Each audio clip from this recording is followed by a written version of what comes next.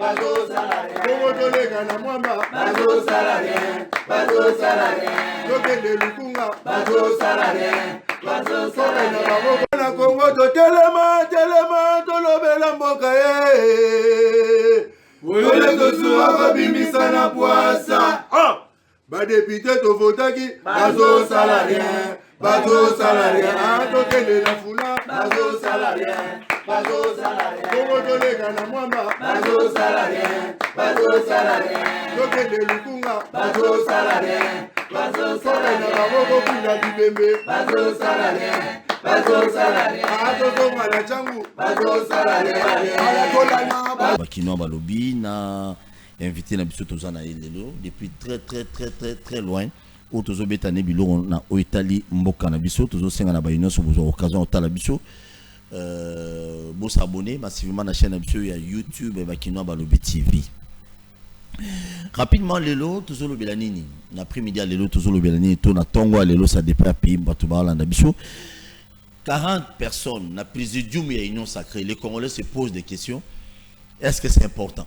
Baosani. Bazalek ceux qui 5, ceux qui combien? Mais bateau basala qui au bazin effectif wana. Basala qui nini na union sacrée ngo pour l'intérêt du peuple congolais. Les amis tourna bateau bazo tourna. L'histoire de la constitution par rapport à Mamouaguer et Est Mboka na biso, apparemment l'histoire de la constitution est lali et côté frigo. Les Congolais veulent savoir est-ce que réellement la constitution va changer en dessous? Il faut pas changer la constitution. Personne ne peut l'empêcher pour changer la constitution. Azati.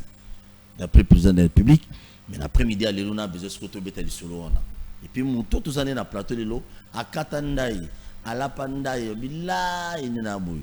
Ceux qui ont changé la constitution, c'est dans l'union sacrée. Comment le président de la République peut se maintenir au pouvoir? Le Lengenini, président de la République, a cru que se maintenir au pouvoir encore après 2028. Le Lengenini, par quelle magie, par quel bateau magique, ou à côté de la Nabokonzi, l'issue na mboka na biso, est-ce que c'est la possible avec le détournement Salemi Awa et pas le ministre et le premier gouvernement naé, abus et belé Salemi, les gens se posent des questions. Est-ce que, à cause de maintenir sous le pouvoir, Joseph Kabila a un mécanisme à raison raté? Parce qu'il a géré pendant 18 ans, à cause de la peine facilité, puis à cause de Nasuka Tolobela Lisolo, qui a moi et ma maman, vous allez la thème na bango qui la congolaise au centre de toutes nos ambitions, mais malheureusement, thème wana ils a bafoué na Istanbul cannabis et pas à connaître nanga. A violé ba maman na biso, a violé ba na biso ya Mike Abasi, a sali ba maman mobile ya mabe na ba Rwandais ensemble.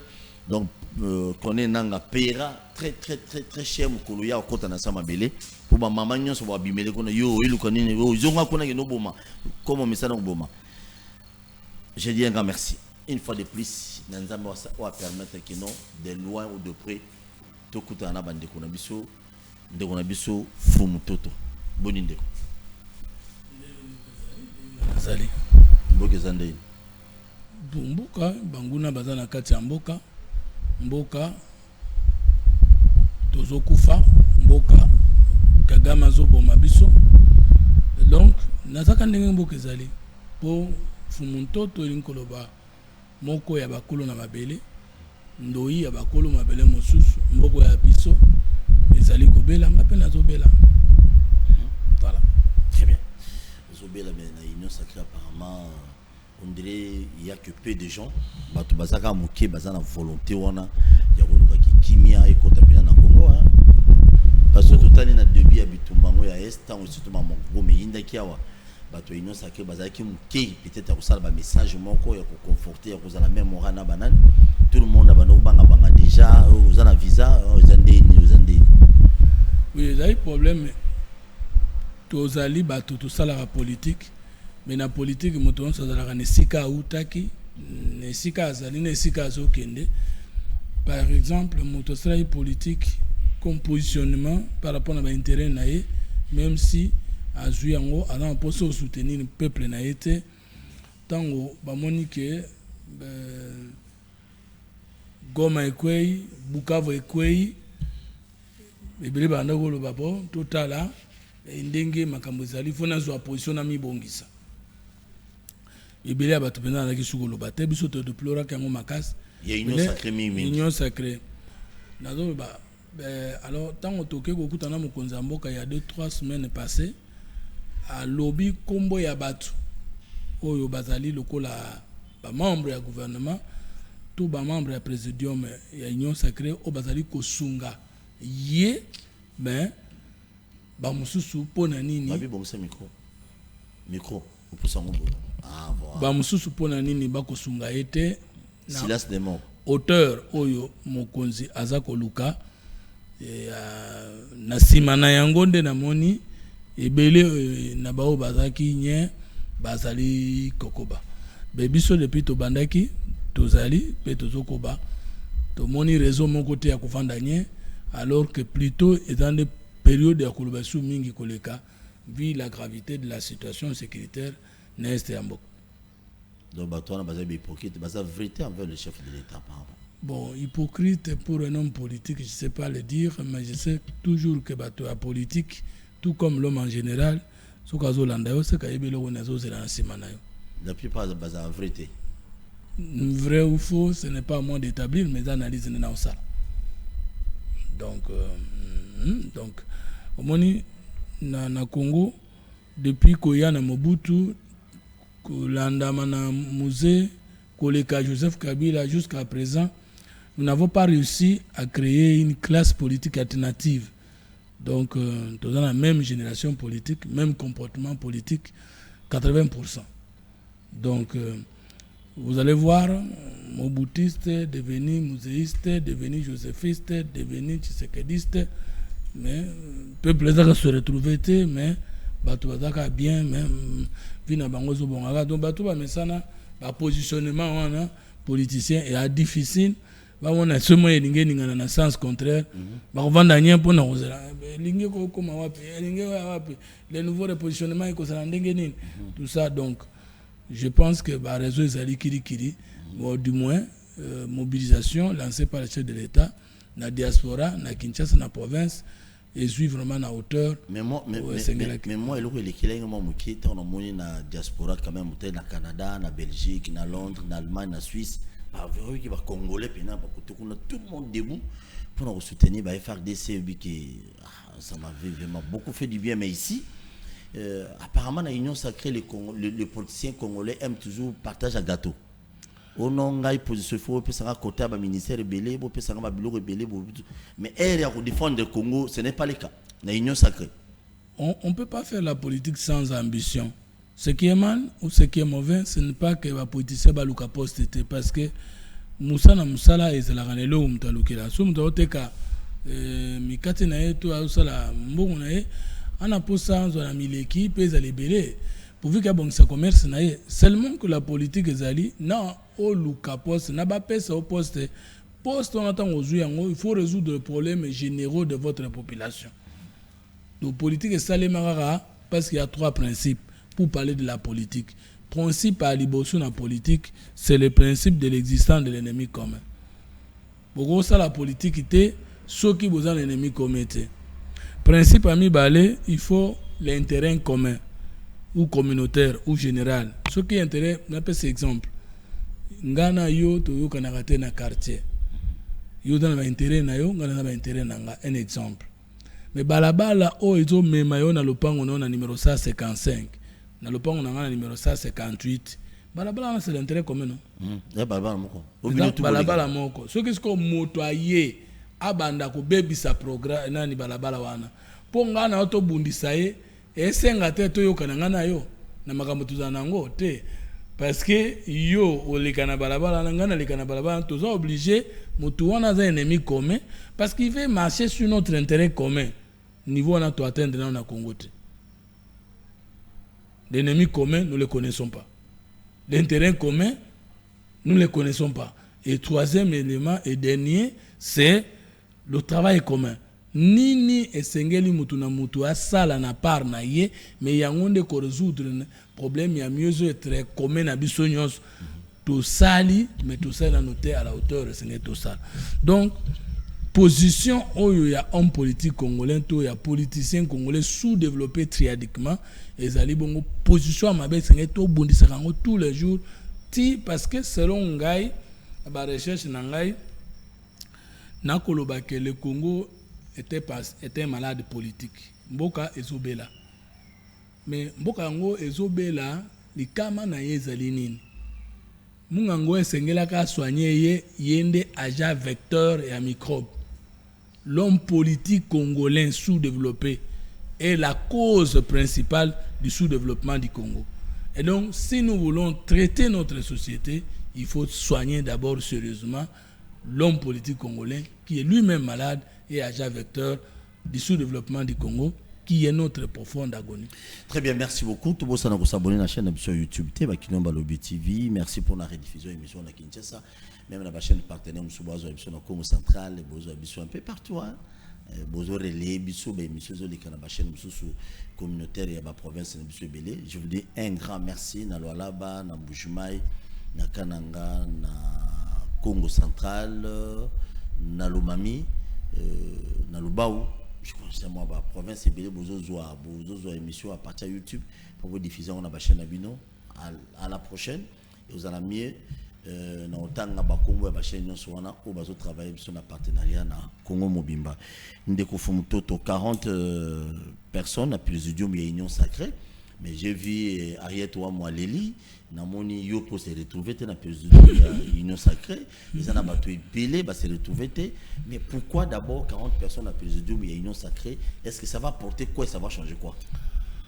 Bon, ngana l'élite parce que dans la batebele soit salinga mabe ayo senga pardon réponse un peu ça bango la olimbisa ote po na tikala okangela okanda te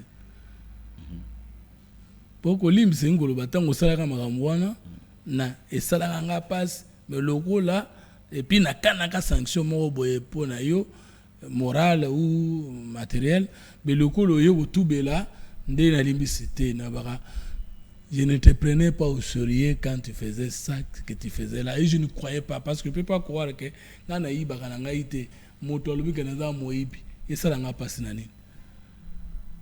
je lui donne raison parce qu'il a des raisons qui le poussent à dire ce qu'il a dit. Mais je ne me donne pas tort. Et je ne me comporte pas comme celui qui a voulu que ça les landengwana. Donc, ndeko Ariette wa Mwaleli, oui, parce qu'il y a eu des gens qui ont côté na présidium Union Sacrée. Il faut que bato bakoti na présidium Union Sacrée moke to mingi bakote belé pona nini. La fait justifie les moyens. Il faut to loba que ngai nazali expert en sciences d'organisation politique. Ça veut dire management public. Alors le management public est un ngai médecin parce que la pensée na ngai politique ezali na médecine tozana batomine tozana pharmacien muto asala akis tozana médecin muto akonsultaka moto pa komele kis tozana infirmier muto atretaka moto to bosana te laboratoire oyo asalaka examen selon ngai bato basala ba idée démocratie socialisme libéralisme troisième voie tout ça na benga ba pharmacien politique. Parce que bateau a sali sciences politiques, le droit, l'anthropologie, la sociologie, l'économie. Il y a des médecins politiques. Parce que chaque classe wana et peut ça maïle ni toko sali la po mboka ezala soigner. Kasi ba politique ya monde entier, ba en politique acteur politique na benga bango ba infirmier. Parce que ba bureau d'études bango sali la kapo ba bimisa ba maïle expertise ou connaissance na benga bango laboratoire. Sikoyo tango ngai expert en organisation politique na commune na structure na consulter ngande ko mtoto sali classe à sciences politique na sa parti politique na ngato parti politique na za munene to za mukene ngeko ma munene eloko na ko travailler liboso na kotala les ressources principales d'une organisation na kotala d'abord ba valeur nini organisation ezo yela ba idée force nini ozana yango ta nini olingi o réaliser ba profit na yo bato nani ozana bango obazo kamba obazo kambema na bobana katikati simanango natali système administratif to politique to organisationnel nini oche na tango na kotala système wana tala misolo boni pe matériel boni osa nango pe ni sikani ni pe o évaluation nango progressivement eza ndenge nini soki na sisi organisation na ko proposer que non na moni personnel za muke solution faut komatisa vous comprenez et na moni personnel ele kebele solution faut kolongola personnel mususu ko kuta ba entreprise mususu et ko kinango ko engager bato 10 mais na bato 20 au proposer bango nini ba diminuer par contre entreprise mususu kuta esengele za batebele bato za muke. Je pense que le chef ne pouvait pas restructurer le présidium de l'Union sacrée s'il n'y a pas eu au préalable une évaluation au esengelaki et loba makambo ndenge nini tamboli parce que l'évaluation to sala trois choses nini esengelaki to sala nini to sali par rapport à to esengelaki to sala nini to salité c'est les trois choses après on établit ba performance et outil na nini ça consolider ba contre-performance et outil na nini c'est à corriger. Et l'objectif, la mission, la vision c'est la même. Alors, restructuration, nous ça crée intervenir quand après une année et quelques mois, il y a existence na yango. Ça doit s'évaluer. Oyebi mukolo une année kokisi, union sacrée kokisi une année, évaluation salema ki na anniversaire sur na golo babungo, et salema ki na siège na biso ya union sacrée na boulevard 30 juin au lekani rond-point Mandela. Ngamoko na yaki wana mena oka isoni. Ah bon? Oui, parce que na moni tozo ya ko évaluer une famille politique qui accompagne le président de la République. Na étape oyo tozo manger parce que le président Tshisekedi maintenant a trois types de gouvernement, peut-être qu'on va en parler. Il y a le gouvernement du programme au peuple à voter qui est pas parce que 73%. Le gouvernement du développement. Il y a le gouvernement de la guerre. Il y aura le gouvernement des élections.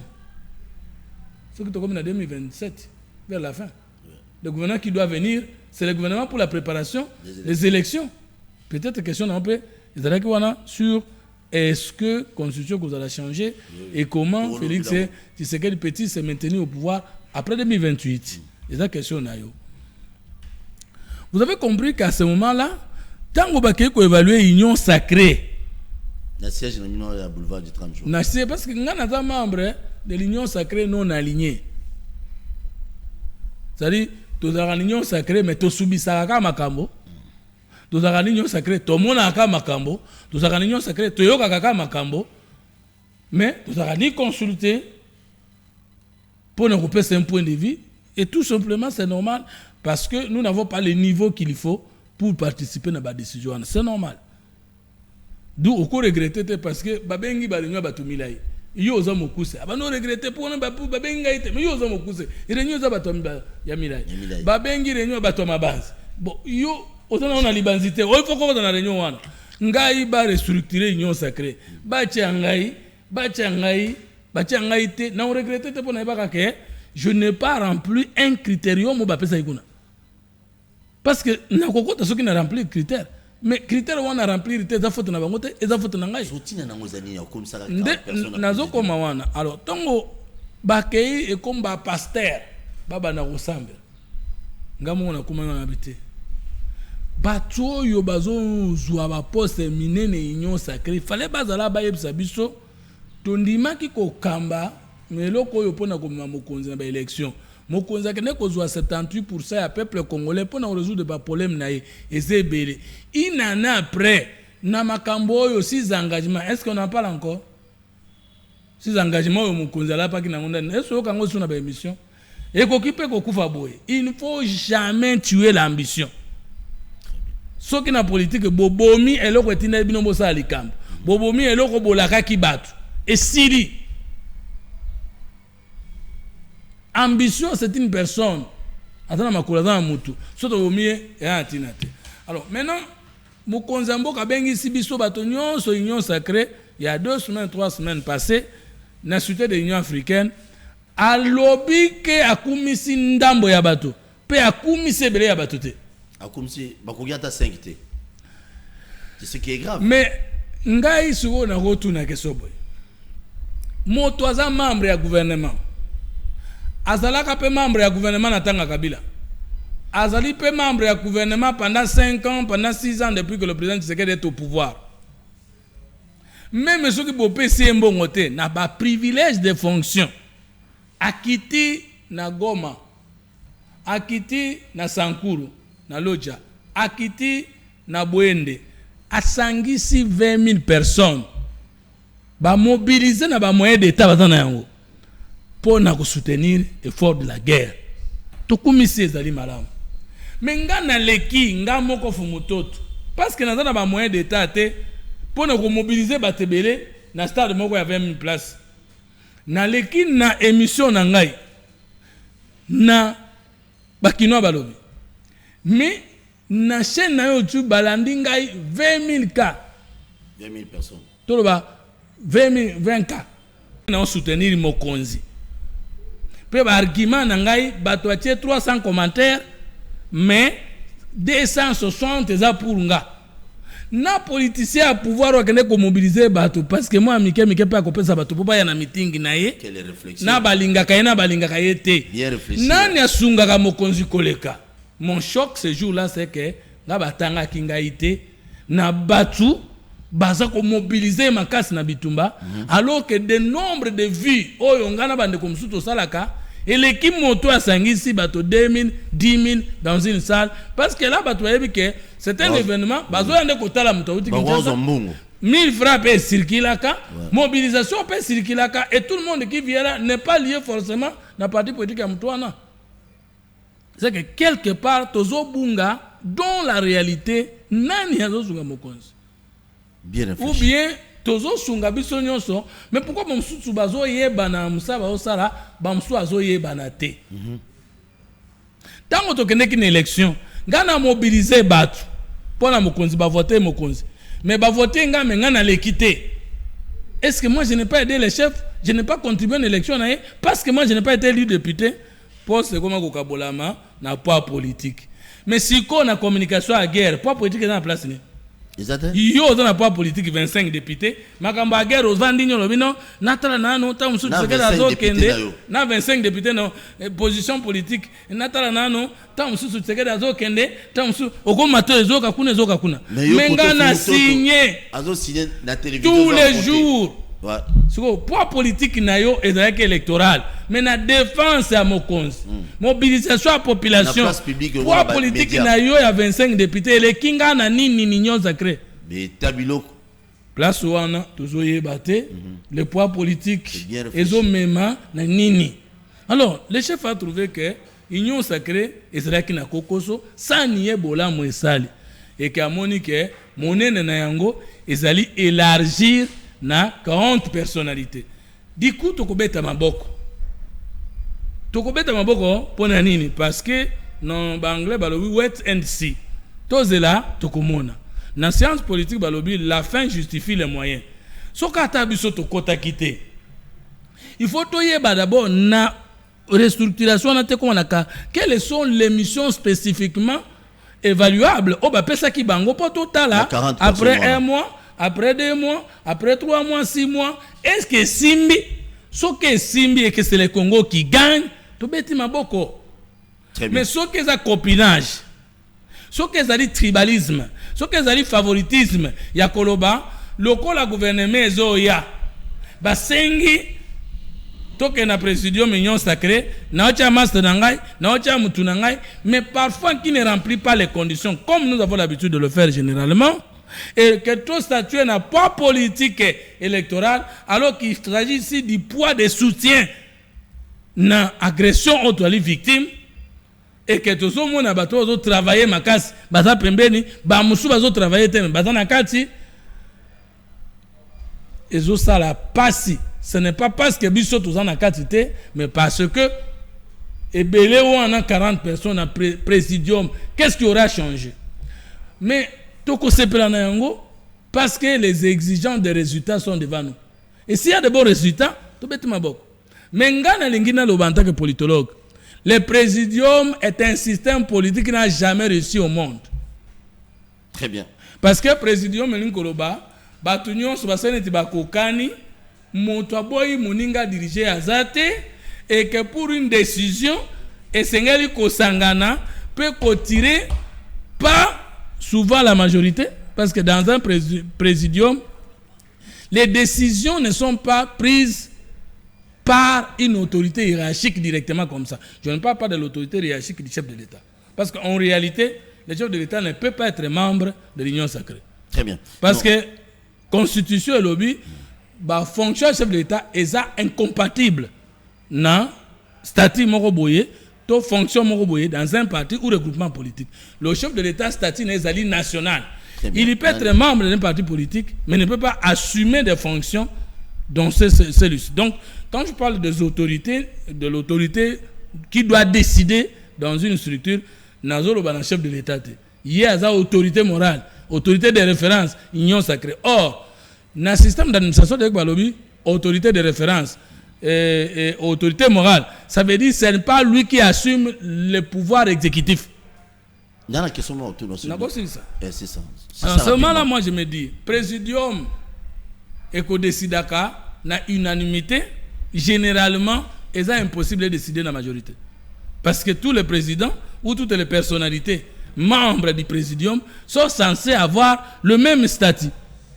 Très bien. Et le présidium est l'organe délibérant. Est-ce que dans le statut union sacrée, et ça est clair quand on sait, dans l'union sacrée, il y a 5 personnalités, je crois, ou il y a top union sacrée, je crois, secrétaire général du DPS, le président Bosso, le président Bati, le premier ministre, le président Jean-Pierre Bemba. Qu'est-ce que nous avons trouvé comme faiblesse dans les 5, en maintenant les 5 en les ajoutant? Ce qui tu établis ça qui va faiblesse, c'est une bonne chose que nous puissions corriger la faiblesse de la minorité avec l'élargissement.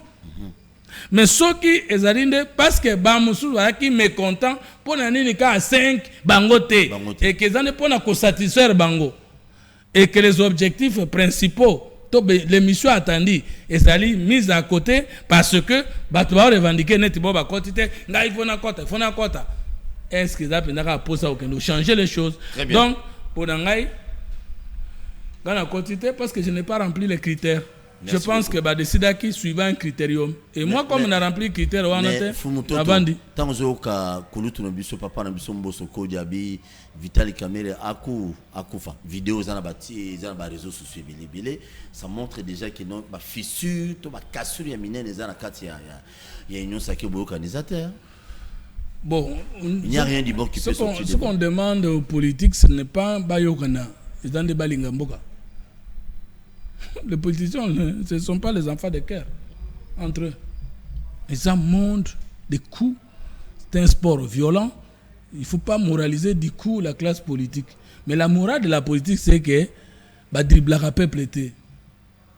On va dribbler adversaire, on va dribbler ennemi, mais à où un peuple dans la poste à Nini, Goma est occupé na Barwandais, Bukavu est occupé na Barwandais. Bamboka mususu bandoki bazo progresser contre biso ata boyokanite ata bosani ba coup d'état na bino bopesa peuple kimia na ye tout repousser ba Rwandais na mboka na biso. C'est ça la politique. Donc nakokota te est-ce que viembo so alobaki to alobaki te non parce que ngana zakina salo wana te pona yeba soko alobaki bongo to alobaki te lelo j'étais na libala il y a ndeko moko namona acteur moko ya théâtre sous dans benga eboye a imité le président Tshisekedi, a imité le président Mobutu, a imité Lambert Mende, a imité le Viemboso na bavwa na bango soko moto wana linga ko selanga likambo ko automatiquement fumuto to moto alobaki azuka atana ya vandi zo émission na ngamisa to mine a imité voix na ngai yo monaki mukolo moko un certain Fisto Kamanda du PPRD.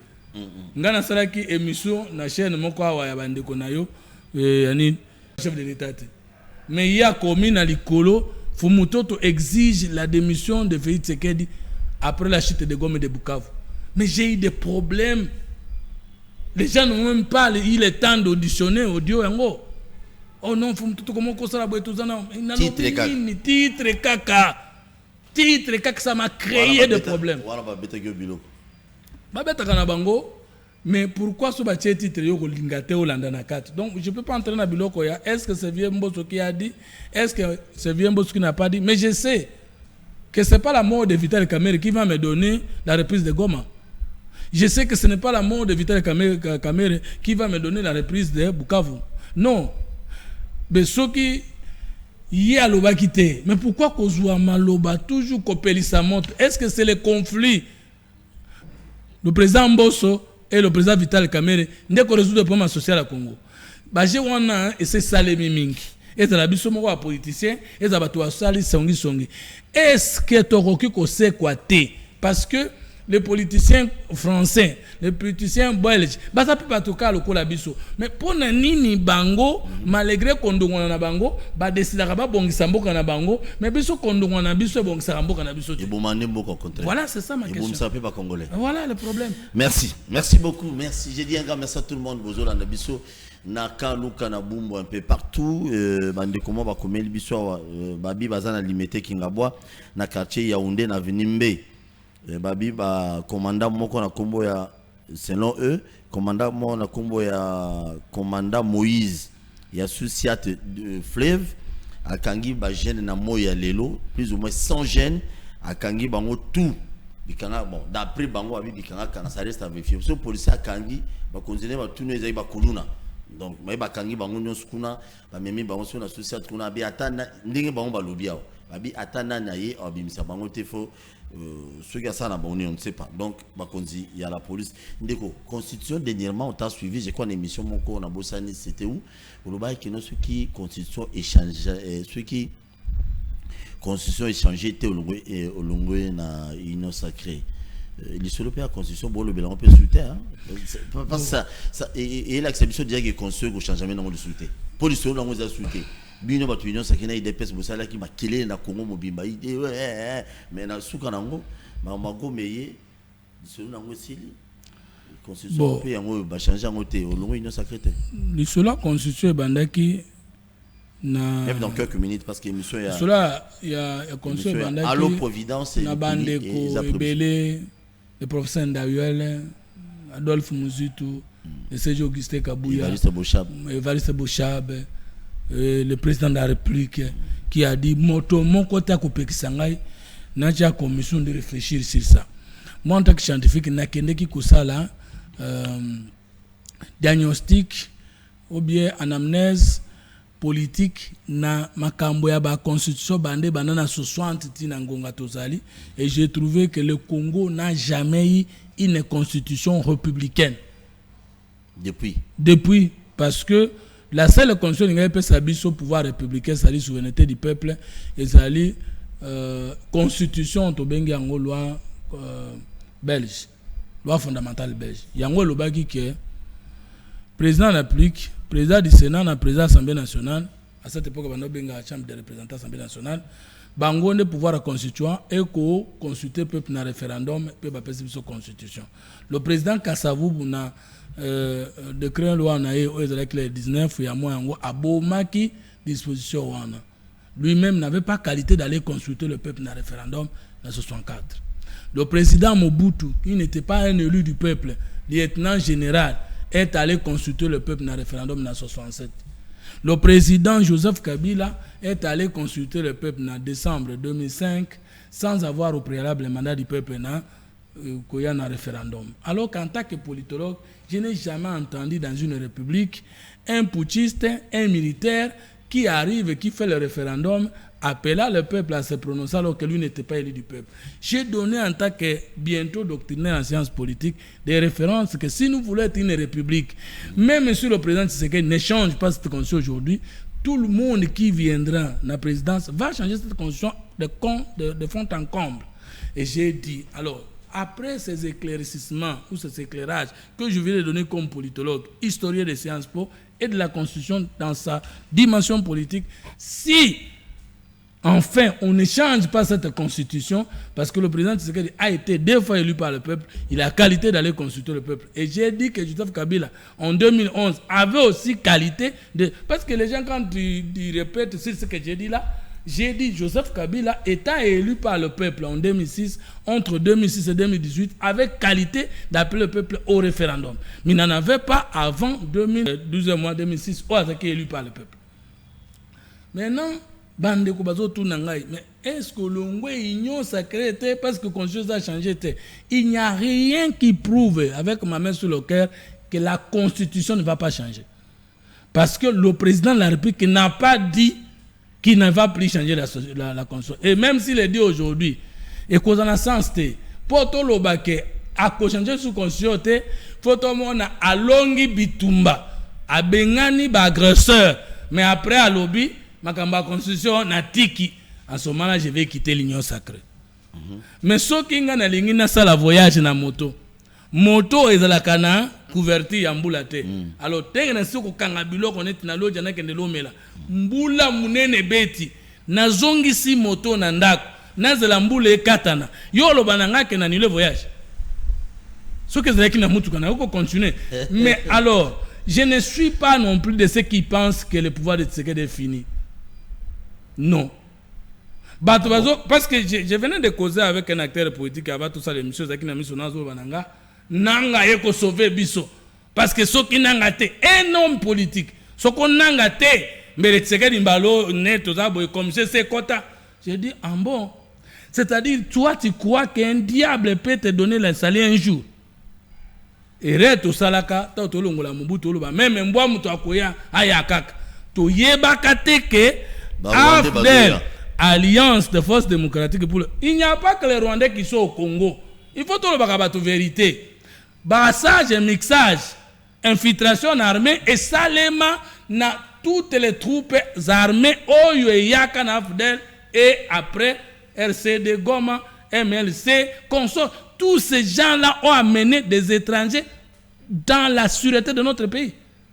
Est-ce que tu es baka que ça va nous coûter? Mobutu on a kenda. Je suis pas de ceux qui pensent que peuple azali mais solution pour na kubengana Tshisekedi zande Kagame kota na Congo parce que pour moi Nanga Kabila signifie Kagame et Kagame signifie les forces occultes za simanaye. En ce moment-là, ce que les gens ignorent c'est que tous ceux qui sont devenus forts dans la politique, que ce soit des dictateurs qui se sont éternisés au pouvoir, que ce soit des hommes forts qui sont devenus des démocrates qui sont devenus des dictateurs, c'était les situations de guerre comme ça ma casse. Prenez par exemple Mobutu. Ayaki kokoma makasi quand tango abeti guerre du Shaba, Moba 1, Moba 2, tango anéantir makamwana. Zwa Idriss Déby. Baboto la kaye mboka mobimba bitumbe bandoko bunda na résidence présidentielle, na maison présidentielle. Il a récupéré la situation, il a fait plus de 20 ans après le pouvoir. Non, d'ailleurs, la séance politique de Lobaka a des grandes défaites, des grandes victoires. Il n'y a rien qui prouve que le président Tshisekedi a perdu le pouvoir aujourd'hui pour que les gens puissent me dire oh le bangi de Tshisekedi a changé la constitution, le col a changé le roi l'union sacrée. Na kolongwate. Deux. Dans la union sacrée, moi je n'ai pas dit que je vais quitter Tshisekedi si on ne change pas la constitution. J'ai dit je vais quitter l'union sacrée. Mais pas Tshisekedi. Ce qui va changer la constitution. Je peux aussi quitter l'union sacrée sans quitter le chef de l'État.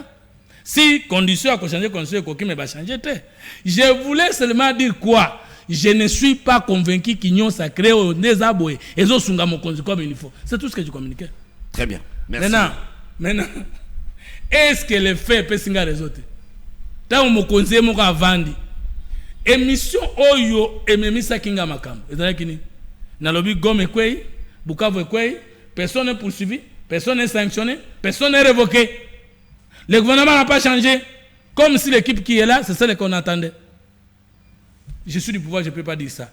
Maintenant, on me konza bengi biso. Et puis, basoda, ça y est, on a bango mouke, puis baso détourné, bon, on a bango, mais toi, on a poursuivi. Maintenant, on te écoute, on a mon konzi. Makamolobaki, il y a trois fronts.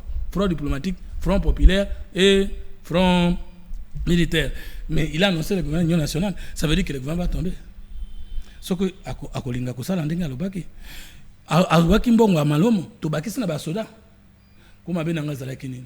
Et alobaki les personnes oyo ba induire basoda missionnaire ba cause la poursuivre et sanctionner c'est vraiment.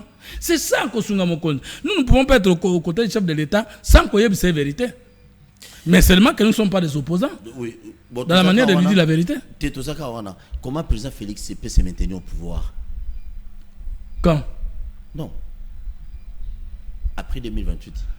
Est-ce qu'il a dit qu'il va se maintenir au pouvoir après 2028? Non, mais ça s'est dit. Non, non. Le changement de constitution, non, mais c'est ça la confusion. Mais au pouvoir. Quand tu as la constitution qui est en Kokoso, il y a des pratiques en sciences politiques.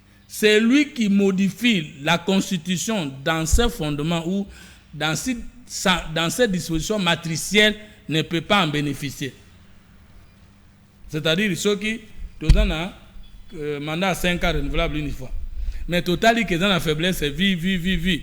Président a Kolobato changé dans la science politique de 5 ans, pratique Moussa 5 ans, oui, d'accord, mais il bénéficie en route. Et ça ne va pas énerver beaucoup de gens. Parce que si aujourd'hui, le président Tshisekedi dit nous allons changer la constitution même maintenant, mais je vous jure qu'un gars se représenter, ce qui balobi qu'un président a commencé un mandat renouvelable, limité. Et qu'on dit que le président Tshisekedi ne va pas bénéficier de ça. Le président Tshisekedi n'a jamais dit qu'il faut changer la constitution pour qu'il s'éternise au pouvoir. Maintenant, comment va-t-il s'éterniser, rester au pouvoir après 2028? De deux manières. Moli Mounaye, Tonzo Tounaye. Moli Mounaye, c'est-à-dire, il fait gagner un candidat de l'IDPS, mais c'est toujours lui qui continue le pouvoir. Parce que le pouvoir d'État vient par les partis politiques, ça ne vient pas par les individus. Et dans les partis politiques, on trouve les idées, les projets de société. Dès que tout ça, un père signifie Mobutu, PPRD signifie Kabila. Ça, c'est la pauvreté politique qui nous caractérise. L'IDPS est un parti politique qui a des valeurs, qui a l'idéologie, qui a un projet de société, qui peut être animé par plusieurs personnes.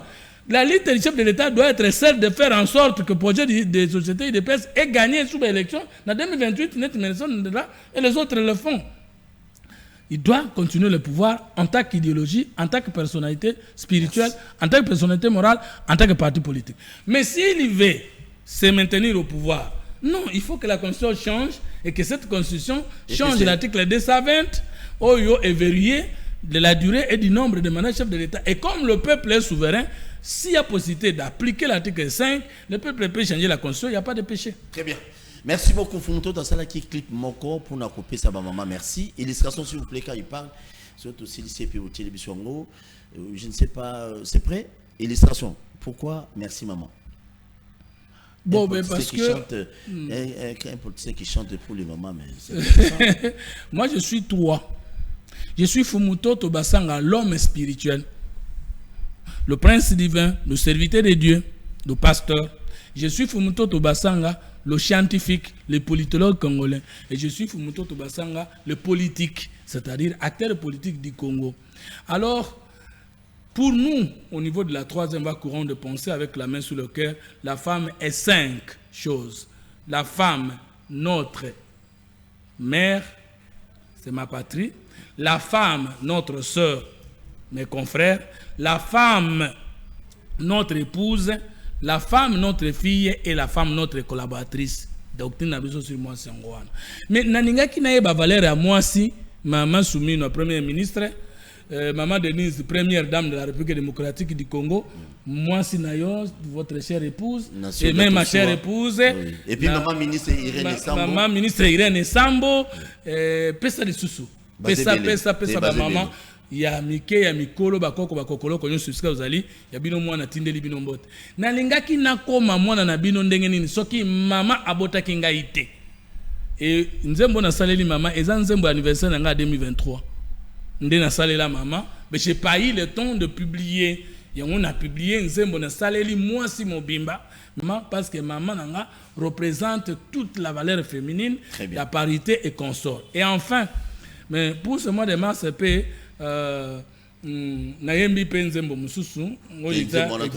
je suis Kinshasa, les maman. Très bien. Donc, beaucoup monango. Nous disons un grand merci. Je crois que nous avons maman et Betama Mingi Omega Solona président.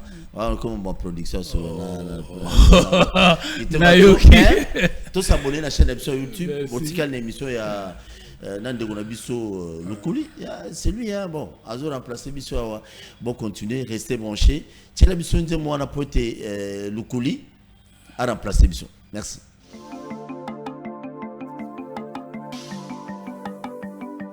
Pulo Tony, Ava Sangae, Belorina Vombatae, Ava Yakonkayane, Ndoye, Chua Urakwai Mumi, Yoro Yenankolo, Nyangato Kuma, Nkona Tonga, Nikolo Mabota Nyoso.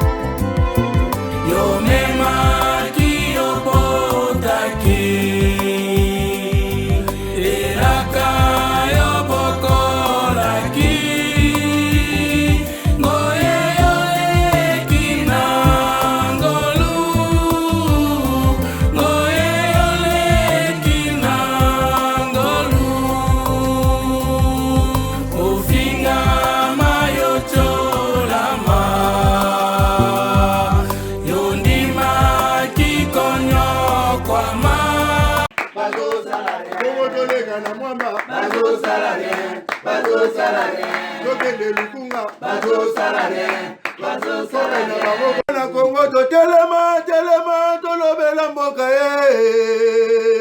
Ole to suwa bimisa na poasa ba député to votaki bazo salarien to kende na fula bazo salarien Congo to lega na mwamba bazo salarien to kende lukunga bazo salarien na baboko kuna bibembe bazo salarien Ato to mala changu bazo salarien ala kolana